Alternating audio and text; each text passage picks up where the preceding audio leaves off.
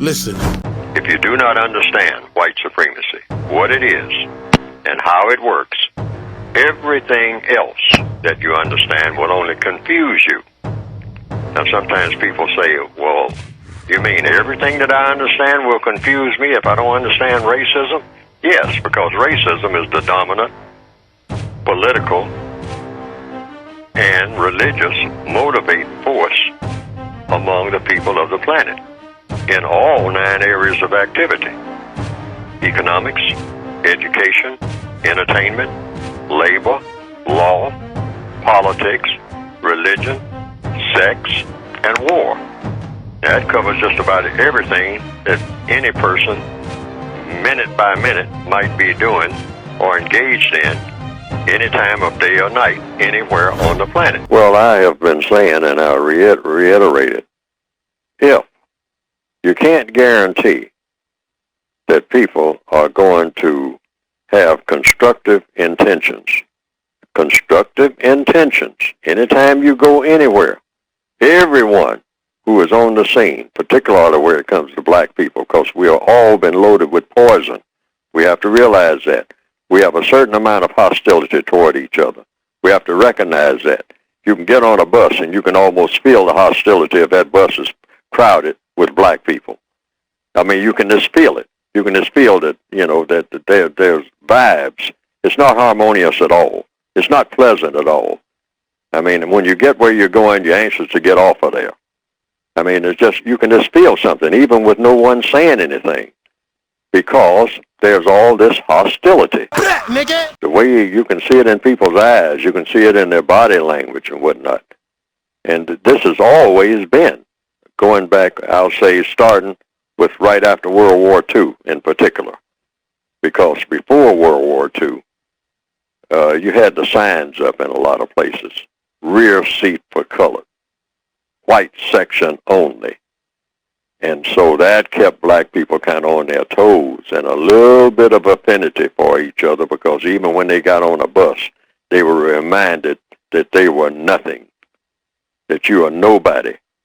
Get to the back and don't step on any white people's feet on your way there, or you just might be dead. That's how you might spend your morning in the morgue. So you understand that, you boys and girls. You boys and gals, you nothing people, you Negroes. You shouldn't even be on the bus. You should be honored to even get on the same bus with white people. So that kept black people kind of looking at each other and saying, well, maybe we should have a little bit of affinity for each other, rather than nowadays when the signs are down, and have long been down, we got on a bus with complete hostility. Total hostility. We ought to think about that. Someone says good morning to you. I mean, you look around, as if to say, what you saying good morning to me for? I mean, might be a good morning for you. It ain't no good morning for me. You don't know nothing about my life. I'll cut your throat. But that type of hostility, in their minds at least. They know who they are. We know who we are. We know we're like that, and we ought to stop it. Black people talk mostly to each other in order to argue. That's really why they're talking. They don't know this, but that's why they're talking. They're not trying to learn nothing. They're not, they're just trying to, like I said in the book, show offism. They're trying to show how much they have learned from white people. But they're trying to show it to another black person, because it doesn't make sense to show it to a white person. Because that's just who told them. What do you think a black person is doing when they walk around waving their degree? I hear some black professors and whatnot. I mean, stand up talking about, how much they have learned, and how degreed they are and all like that. And then turn right around and start talking about dumb white folks. And that's who gave them their degree. They came a long distance, some of them all the way from Nigeria someplace, trying to learn. Learn from who? Me? No, they pass right by me. That's the one intelligence that they have. How many black people? How many black people do you see? And I'll go further than that. How many white people do you see following black people all over the world, trying to learn how to get to the moon? That's not where you go. Doesn't work. Anybody who will tell the truth know that don't work.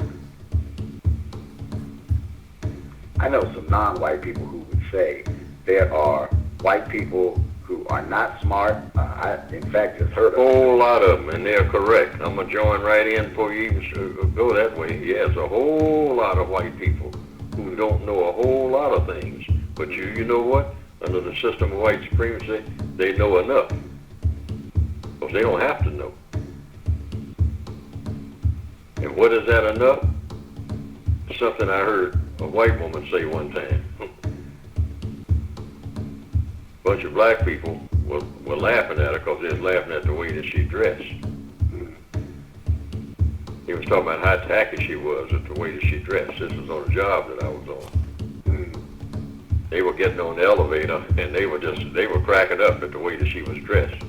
Because she was dressed in what most people would say in an outlandish manner. Just outlandish, okay? Like she had gone out of her way to attract a whole lot of laughter, okay? But she heard them laughing at her. She turned around and said one thing: "Yes, but I'm white," and walked off. Wow.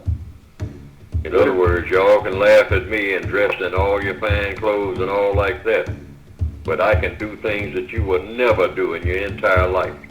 I can go places. I got connections that you will never have. No matter, your children will never have. That's what she was saying. That was back in the 60s. Those black people on that elevator got dead quiet. Wow. Because they knew that she was telling the truth. Say, yeah, I can dress any cotton-picking way I want to. But you got no right to laugh at me. Because when you look at my overall circumstances and yours, no contest. That's what she was saying in just that one statement. Now, she didn't say all that. She just made one statement. But I was standing nearby. I knew exactly what it meant. Yeah, but I'm white, you know. I don't have to dress no kind of way. I don't even have to have clothes on. I'm still in a league better than you. I got connections better than you'll ever have. Right? Wow. Yeah. So all of y'all on that elevator, I mean, just get on it, close the door, and go straight to the ghetto. Wow. Now, some people have said they've seen some cartoons of my work on the internet that have been presented, and that it pretty well embellishes what I have been trying to say in my textbooks. And to the extent that it does that, well, that has been, from what I understand, some people reported to me, a plus. Because they didn't understand what I had written very well, but when they saw those cartoons that just repeated what I was saying and attaching my name to it, and came right out of the book, the material did, they say that they better understood it. And I can understand that because people are kind of visual, particularly in the year 2021 now, more visual than ever.